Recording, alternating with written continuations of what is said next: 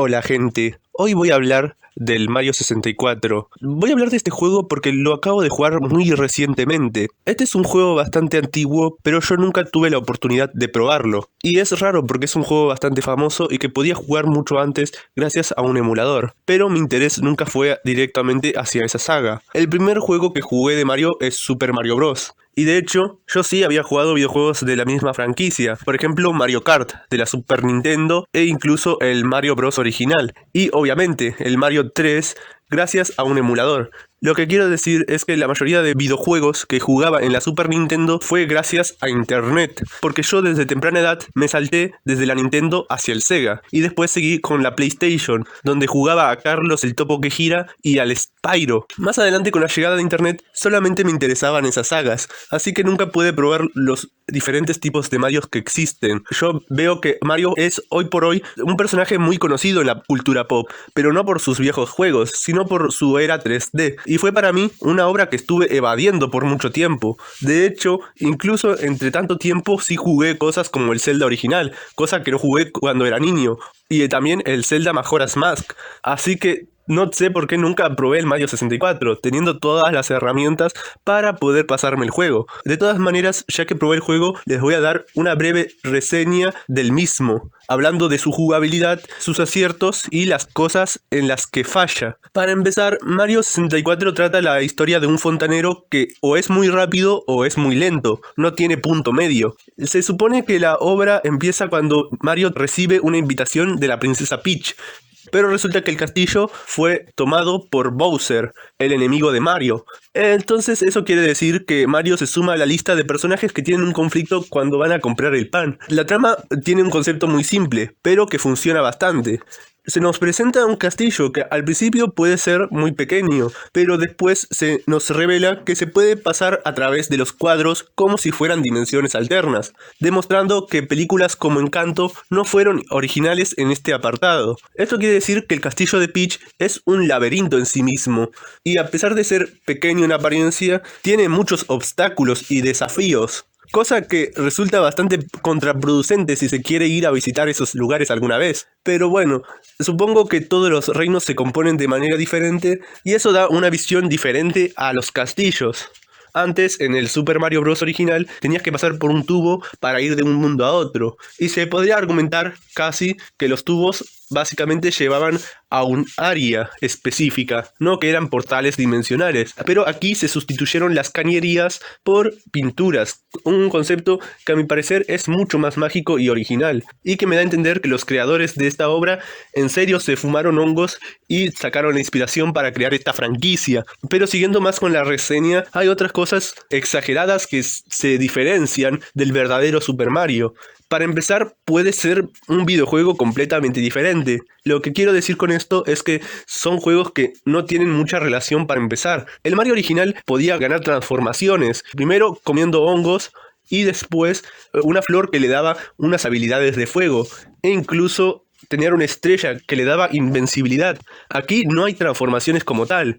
Las vidas de Mario baja y sube dependiendo del daño que reciba en determinadas situaciones. Y la misma vida puede ser recargada fácilmente teniendo monedas. Imagínense el juego original de Mario con esta mecánica. Para mí sería un juego mucho más fácil. De hecho, me hace recordar bastante a la mecánica de Sonic, porque Sonic agarraba anillos que le daban como una vida extra al momento de recibir un golpe, y los podía agarrar infinitamente, porque tenía un margen de volver a agarrar los anillos cada vez que recibía un golpe. Y es muy cierto que Mario no tiene ese margen, pero puede volver atrás a cualquier parte del nivel y agarrar las monedas que no había agarrado antes, lo que significa que tiene bastantes oportunidades. Además, las transformaciones de Mario básicamente se manifiestan a partir de su gorra. Esto le da más entidad a esa prenda de Mario. Y ahora entiendo mucho porque es uno de los ítems más conocidos en los videojuegos. Antes, cuando yo veía la gorra de Mario, pensaba que era simplemente para hacer alusión a este personaje tan conocido, pero este juego transformó la gorra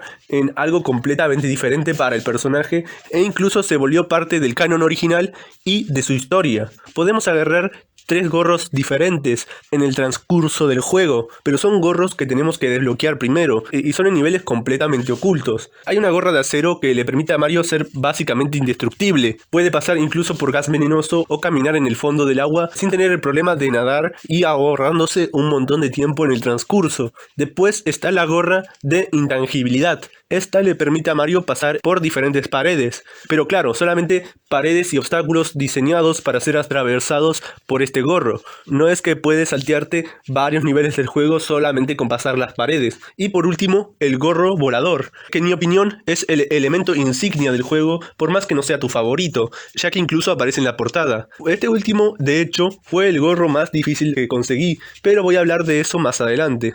Para seguir hablando de las diferencias entre Mario original, ahora Mario no simplemente puede saltar arriba de sus enemigos. De hecho, en mi opinión, tiene más movimientos que en algunos juegos de lucha de su época, e incluso más movimientos que juegos modernos, porque es cierto que los juegos modernos tienen varios controles, pero Mario básicamente puede hacer de todo. Es como si el mando para controlarlo fuera una extensión de su mismo cuerpo. No solo tiene los ataques terrestres y los movimientos terrestres, también son movimientos aéreos y ataques aéreos, e incluso ataques y movimientos estando agachado. Eso quiere decir que cada uno de sus movimientos se multiplica e incluso puede ejecutarlos de manera diferente. Es sorprendente que un juego de esta época tenga mucho que enseñarle a videojuegos actuales. Y por cierto, quería comentar que se hace muy curiosa la patada de Super Mario. A mi parecer, esta es una referencia al videojuego Battletoads, que tiene básicamente la misma mecánica, que al golpear se estiran partes del cuerpo para dar a entender que fueron golpes más fuertes. Ahora voy a hablar de las cosas positivas del juego, y solamente porque el juego me molestó en algunos escenarios, voy a dejar la parte negativa para después.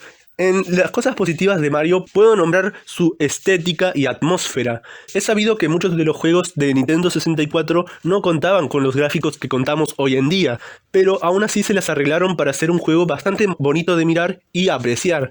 Para empezar, los bajos polígonos ayudan bastante al juego para que literalmente parezcan juguetes. Parece que Mario está como en un mundo miniatura al estilo Toy Story, donde puede saltar sobre bloques y sortear obstáculos para llegar a su objetivo. Es por esto que Mario se me hace un juego bastante creativo. Parece algo que hubiese diseñado un niño de corta edad queriendo divertirse, y eso le da una magia espectacular e increíble. Después está el hecho de que la música acompaña bastante bien a estas escenas. Hoy en día la música de Super Mario es usada por bastantes creadores de contenido. De hecho, me sorprende la cantidad de música que hoy en día son usadas en bastantes reseñas que hablan de videojuegos, o incluso de creadores que no tocan para nada el tema. Son canciones que pasaron a la posteridad y son bastante reconocibles, pero claro, el juego de Mario siempre fue reconocido en este apartado. Las escenas emocionantes y divertidas del juego funcionan tan bien como las escenas tétricas, y da mucho miedo Mario 64 solamente por la construcción de la atmósfera. Muchas veces te vas a encontrar solo, en pasillos, en la oscuridad, y se siente mucho este aire de encierro y de temor, donde cualquier cosa puede ser que pase. Y es por eso que muchos de los mitos de los videojuegos y leyendas urbanas son inspiración directa de este videojuego y se basan en el mismo. Y claro, yo me lo hubiese creído en su tiempo. Yo me hubiese creído todas esas historias que creaban los fans de poder desbloquear a Luigi, o que aparecía la cabeza de Wario en algún momento, o que con algún truco y combinación de botones específicas te daba la oportunidad de jugar con Yoshi, o tener vidas infinitas, o despertar el Mario zombie, o cosas así. La verdad es que este juego tiene tantos secretos y misterios que te da mucho para pensar, y da bastante pie a la conversación y atajos. Y de hecho, para hablar de otra cosa bastante divertida de este título, es que le da al jugador la capacidad para elegir. En anteriores juegos de Super Mario es cierto que tenías atajos o caminos donde podías pasar y sortear bastantes obstáculos, pero en este juego básicamente cada persona puede elegir qué nivel hacerse primero, qué estrella conseguir al principio y cuáles se les hace más fáciles. Hay niveles que de hecho me frustraron bastante porque no sabía cómo conseguir ciertas estrellas, pero el juego incluso te da la oportunidad de juntar estrellas solamente con agarrar monedas. Por ejemplo, las estrellas que te dan al agarrar las 8 monedas rojas que están en cada nivel, o la estrella que te dan por agarrar 100 monedas. Cuando uno ya no sabía qué hacer en el juego, podía intentar estos retos para ganar más estrellas y poder vencer a Bowser. El juego tiene 120 estrellas en total, pero solamente se necesita 70 para poder pasarlo. al menos de manera legal. Eso quiere decir que no es necesario que agarres todas. Puedes dejar el 40% de estrellas sin conseguir y aún así te puedes pasar el juego. Y como ya he dicho, puedes elegir qué estrellas agarrar y cuál no, cuál se te hacen más sencillas y cuál se te hacen más complicadas. Y asumir que las que se te hacen muy complicadas no las tendrías por qué agarrar nunca. Y es por eso que pienso que por esta razón este juego envejeció bastante bien. Puedes elegir cómo y en qué manera pasarte el juego. Y también le dan bastantes oportunidades al personaje. También por esta razón pienso que el Super Mario 64 es mejor que el Super Mario Bros. De la Nintendo. Son obviamente juegos que fueron publicados en dos épocas distintas, y obviamente que el avance tecnológico y gráfico de uno va a superar al otro por mucho, pero eso no significa que los juegos no puedan ser comparables o que piense que uno es mejor que otro. Porque para empezar, aunque el juego de Super Mario Bros. Es un ícono en la cultura popular, hay que admitir que muchas cosas de él son injustas. Básicamente no te puedes pasar el videojuego sin tener una guía, y además tienes un tiempo límite. Eso quiere decir que el juego no le da paciencia al personaje y es básicamente un reto antes de convertirse en algo divertido. Y no me digan que esto era muy necesario para la diversión del mismo, porque hay muchos juegos de la misma época y por la misma compañía que no tenían tiempo límite y le daban la ventaja al personaje básicamente de poder esperar lo que quieras, poder explorar el nivel como a ti te plazca y conseguir los ítems a tu conveniencia. Cosa que el Mario original no tenía y que lo pudieron implementar fácilmente, solamente sacando la barra de tiempo. Incluso pudiendo hacer con ese espacio algo diferente, como por ejemplo agregar indicaciones, otros enemigos o incluso, quién sabe, nuevos niveles.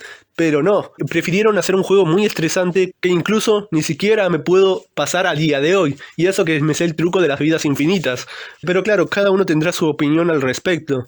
Yo por esta razón pienso que el Super Mario 64 es mejor que el Super Mario Bros. De la Nintendo. Por más que sea parte de mi infancia y uno de mis videojuegos favoritos de esa época, sin ofender a ningún seguidor de la saga.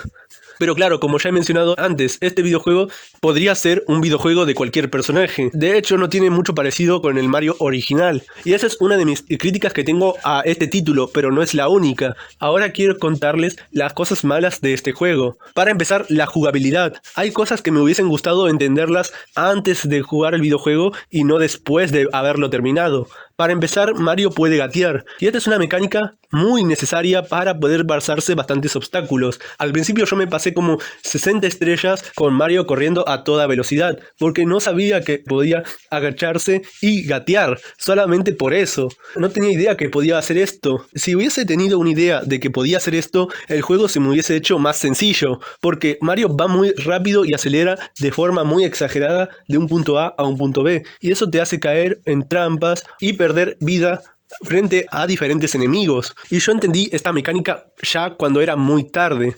Lo mismo la mecánica para mover la cámara libremente. Como no expliqué antes esto, quiero decirles que el videojuego tiene dos cámaras. Algo bastante original para la época, e incluso es original hoy en día, porque podemos cambiar la cámara de Mario a la cámara de Lakitu, el cual fue un precursor de los drones. Esto significa que podemos tener bastante perspectivas al momento de querer pasar, por ejemplo, plataformas que no son muy complicadas. Porque puedes tener tu cámara enfrente con Mario y en el momento de que todo se te haga complicado, no saber a dónde ir, cambiar la cámara rápidamente a la cámara de Lakitu para poder sortear cualquier inconveniente de manera más fácil y gráfica y visual. Pero cuando mueves la cámara parece ya estar posicionada en ángulos específicos. Yo lo que no sabía es que podías mover la cámara tan libremente si te acercabas lo suficiente a Mario. Esto me hubiese ayudado mucho, por ejemplo en el nivel de Big Boo House, porque ahí ni siquiera podía ver qué tenía que hacer. Obviamente que tenía que vencer al Boo gigante que estaba arriba de la mansión, pero para empezar no podía verlo. Movía la cámara en cualquier dirección y aún así no tenía ángulo para saber a dónde tenía que ir exactamente. Además, para llegar a él tenía que pasar por un lugar muy escondido que nunca pude encontrar hasta después de pasarme el juego y ver un tutorial en YouTube. Y he de comentar que este juego me lo pasé sin necesidad de tutoriales o de ayuda de alguien externo, como se pasaba los videojuegos en mis tiempos. Como el juego ya me lo había pasado, me puse a ver tutoriales para ver cómo pasar este jefe, que al final resultó ser bastante sencillo. De hecho, me pasé el juego completo sin siquiera desbloquear la gorra voladora. La gorra voladora, como ya dije, es el objeto insignia del videojuego, pero aún así es uno de los más difíciles de conseguir, porque para llegar al nivel donde consigues el botón del gorro, tenías que ver la luz del castillo, pero ¿cómo querían que supiera eso? No tenía idea. Obviamente esta es una de las cosas que yo supe después de pasarme el juego entero y ver un tutorial de cómo conseguir la gorra, y esto obviamente te impide conseguir varias de las estrellas que son necesarias para pasarte los niveles. Y son cosas que molestan bastante, porque imagínense siendo un niño, no teniendo ni siquiera guías o revistas de videojuegos y tener que pasarte este videojuego por tu propia cuenta. Era básicamente imposible por la cantidad de secretos que tenía. Solamente tenías que confiar de que tuvieras un amigo que te contara estos secretos y que yo hubiese leído las guías y pasarse los niveles él mismo. Pero si no tenías ningún amigo que jugara el mismo videojuego, ya estabas perdido. Y eso pasaba mucho en mi territorio, donde básicamente éramos más de jugar a la Sega o a la PlayStation que a la Nintendo 64. Porque los juegos, entre otras cosas, eran mucho más fáciles de piratear. Y esto de las cosas ocultas molesta bastante. Para empezar, hay portales, y son portales a veces puestos de manera súper random. Y también hay estrellas ocultas, y no sabes siquiera para dónde tener que ir para conseguir estas estrellas ocultas, porque no sabes si tenés que o pasar por un aro, o agarrar una moneda, o tocar algo en específico para que se desbloquee. Son cosas que tienes que explorar el nivel y explorar en cada rincón, teniendo paciencia y fe para saber que o desbloqueas una estrella oculta o un portal que sirva para pasarse diferentes obstáculos. Y por cierto, para hablar de lugares inaccesibles, otra de las estrellas que no pude conseguir al momento de pasar el juego original es la estrella de Wet Dry World, que básicamente es un nivel donde el agua sube y baja a su antojo. Para conseguir esta estrella tenía que ir a una ciudad diferente que estaba ubicada en una esquina del mapa, pero no podía pasar por esa ciudad a no ser que desbloqueara un cañón que me lleve directo hacia allá. Pero el cañón estaba puesto en una forma súper incómoda que costaba bastante llegar, y a pesar de que saltara y saltara, nunca podía desbloquear el cañón que me llevara a la ciudad perdida. Yo pensaba que tenía que haber algún nivelador de agua que me ayude a llegar hasta allá, o que suba el agua un poquito más, así podía llegar y desbloquear el cañón, pero no. Al final resulta que tenía que dar un salto súper específico en un lugar súper incómodo para poder desbloquear el cañón de una vez por todas. Obviamente esto lo supe después de terminar el juego y viendo un tutorial. Otra de las cosas que se me hizo muy difícil completar sin guías fue el primer jefe, o sea, el Rey Bomba en Bob-omb Battlefield. Este jefe no sabía cómo ganarle, porque lo agarraba y lo intentaba tirar de su colina como él hacía conmigo, pero no funcionaba, porque siempre que lo tiraba de la montaña volvía a saltar y me decía que no le podía ganar de esa manera. Así que lo que hacía era volverlo a tirar y volverlo a tirar, viendo que si había una forma de tirarlo en algún lado y poder vencerlo de alguna forma. Pero resulta que no. Incluso dije, bueno, si no puedo vencerlo agarrándolo y tirando de la montaña, al menos voy a agarrarlo y bajarlo por toda la montaña para ver si así en algún momento podía vencerlo. Tal vez llevándolo en una parte en específico o haciendo que se rindiera, pero no, lo agarraba y lo bajaba por la montaña una y otra vez de manera súper lenta, esperando vencer al rival, sin tener idea de cómo vencerlo en realidad. ¿Cómo al final lo vencí? Pues muy fácil, ya me había cansado tanto que lo único que hice fue agarrarlo, tirarlo varias veces en el suelo y ya está, solamente con eso le pude ganar. Básicamente perdí varias horas y como 70 intentos tirándolo por la montaña o bajándolo por la misma para descubrir que este jefe solamente se ganaba tirándolo al piso varias veces. Imagínense la frustración que tuve. Y no es que sea tonto o que tenga poco intelecto, yo no sabía que podía ganarle solamente venciéndolo de esa forma tan tonta y estúpida. Imagínense siendo yo un niño, tal vez de 8 o 9 años, pasándose este juego teniendo un nivel tan bajo de inglés como el mío, en ese momento, claro, porque podíamos decir que los niños que sabían inglés podían pasar este juego de manera más fácil, o entender lo que decían los aliados de Mario, pero yo en su tiempo no lo sabría, hubiese estado miles de horas intentando diferentes cosas hasta poder desbloquear algo, sin siquiera saber cómo hacerlo, lo que significa que este juego era mucho más difícil para la gente que no supiera inglés que para los que sí lo supieran, o sea, gente de mi región, Latinoamérica. Esto de hecho me pasaba mucho en el Mario original, donde conseguía llegar hasta Toad y que me dijera algo y yo pensaba que el juego ya había terminado solamente con eso. pero no, resulta que el juego no había terminado y tenía que ir a otro castillo, pero yo no lo sabía. Recuerden que el inglés no estaba tan masificado como lo está hoy en día. Bueno, y por último, para terminar de hablar de las cosas que no me gustaron de este juego, es decir que varios de los niveles son necesariamente injustos.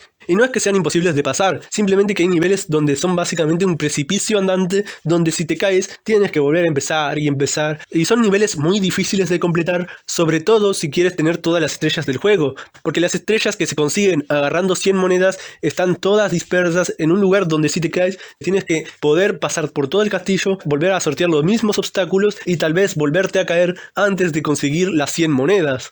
Son cosas que son muy complicadas de lograr. Por ejemplo, hay niveles como TikTok Clock que son básicamente imposible pasar si no sabes poner el reloj a una hora específica. Y de nuevo, ¿cómo sabrían que un niño tal vez de 8 o 9 años que viva en Latinoamérica supiera esto? No tenía ninguna indicación o pista para poder superarlo. Primero tenía que saber cómo funcionaba un reloj de manecilla, cosa que en mi tiempo ya eran cosas anticuadas. Y además de eso tenía que ver en qué horario específico ponerlo. Y además de eso tenía que saber que eso mismo servía para superar el nivel. Porque si no sabía estas tres cosas, el juego era básicamente imposible, y es lo que me terminó pasando. De hecho, no conseguí ninguna estrella de este nivel, porque como ya he dicho, el juego te daba la opción de elegir qué nivel pasar y cómo pasártelo, así que este se me hizo tan complicado que no lo vi necesario y preferí agarrar 100 monedas en un nivel de lava que intentar pasarme este nivel para empezar. Y hablando de los niveles de lava, es impresionante que los niveles de lava se me hagan mucho más fáciles que los niveles de precipicios andantes. En el juego original de Mario, si tocabas la lava,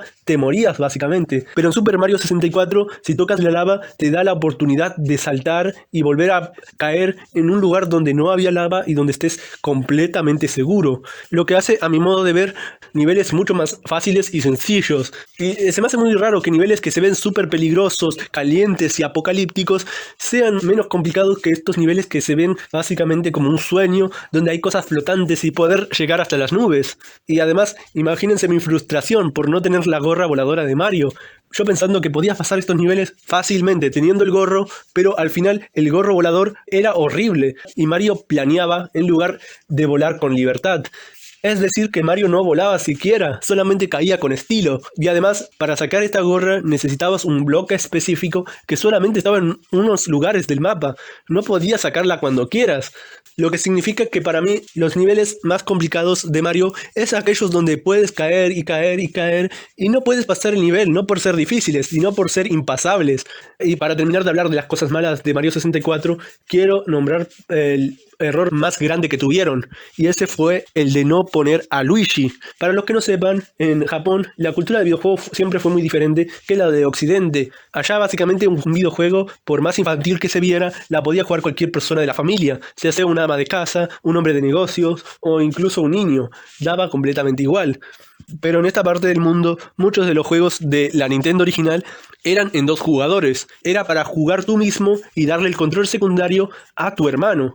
Y muchos de los fanáticos de Mario son básicamente fanáticos de la franquicia por ser fanáticos de Luigi. Porque si tu hermano te elegía a Mario, tú mismo tendrías que ser Luigi por tu cuenta y te encariñabas con el personaje. Cosa que no pasa en Mario 64, y solo es un juego de un solo jugador. Yo entiendo la frustración y el enojo de varios chicos en esa época que quisieron desbloquear a Luigi de toda forma posible y no lo consiguieron. Por más que descubrieron todos sus secretos, buscaron sus estrellas o se pasaron el videojuego varias veces intentando tocar todo tipo de botones, aún así no consiguieron tener a Luigi. Y eso se quedó en el tiempo como una astilla que los usuarios nunca se pudieron sacar de encima. Claramente después salió Mario 64 DS, que sí tenía otros personajes jugables, pero ya no era lo mismo. Perder a Luigi del juego fue perder a una parte importante de la franquicia, y a mi parecer hubiesen puesto a Luigi en lugar de poner tantos portales o incluso quitando botones para poner a este personaje, porque como he dicho antes, los fans de Mario son fans de Mario tal vez por ser fans de Luigi. Y para terminar de hablar de cosas malas de este juego, quiero hablarles de cosas buenas. El videojuego sigue siendo bastante divertido, con sus críticas y aciertos. Es increíble cómo videojuegos de antes se las arreglaban para ponerle todo tipo de secretos, retos y obstáculos en un mapa para que los jugadores pudieran descubrirlas. De hecho, hay muchas cosas de Super Mario 64 que fueron descubiertas hace pocos años, lo que quiere decir que este juego daba tanto contenido incluso para llegar hasta nuestros días y poder hablar de sus atajos y ubicaciones. Este juego envejeció bastante bien, es un juego que hoy en día se puede seguir jugando libremente. No tiene unos movimientos que parecen tanques como los que tenía el Resident Evil, por ejemplo. Este juego te da total libertad, no solamente de cámara, sino de movimientos, de poder pasarte el juego como quieras, de descubrir secretos y vencer rivales de los más variados. Este juego fue la inspiración para muchos juegos que salieron posteriormente con las mismas mecánicas. Y a pesar de que, en mi opinión, este es un juego cualquiera con la cara de Mario arriba, no deja de ser un punto de inflexión importante en la franquicia y que construyó mucho del estilo Mario a través de los años. Las franquicias tienen que evolucionar y los personajes también, y es por esto que muchos de los personajes que antes eran conocidos por una razón en específico, hoy en día son conocidos por otra muy diferente, construyendo personalidad y estética que tal vez no se tenía antes, pero que se transformó hacia nuestros tiempos y se mezcló en nuestro cociente colectivo. Es por esta razón que pienso que Super Mario 64 es, hoy en día, ya que no jugué al Super Mario Odyssey o al Super Mario Sunshine o al Super Mario Galaxy, y son cosas que obviamente tal vez no voy a jugar nunca jamás en la vida, tal vez uno de los juegos más importantes y uno de mis favoritos dentro de la franquicia. Mario Bros. 64 te invita a explorar su mapa y descubrir su mundo. Y yo al jugarlo me imaginé siendo un niño que conseguía su primera consola de videojuegos, que me pasaba el juego todas las tardes hablando con mis amigos y compañeros en la escuela de cuáles son las estrellas que tenía que conseguir ahora o qué secretos habríamos descubierto, descubriendo sus atajos, e inventando incluso nuestras propias historias y secretos a partir del mismo.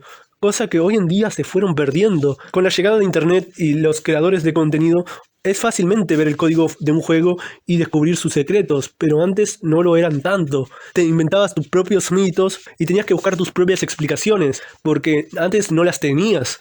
Nadie te decía con seguridad que Luigi era imposible de conseguir, o que no aparecía nunca una cabeza de Wario gigante.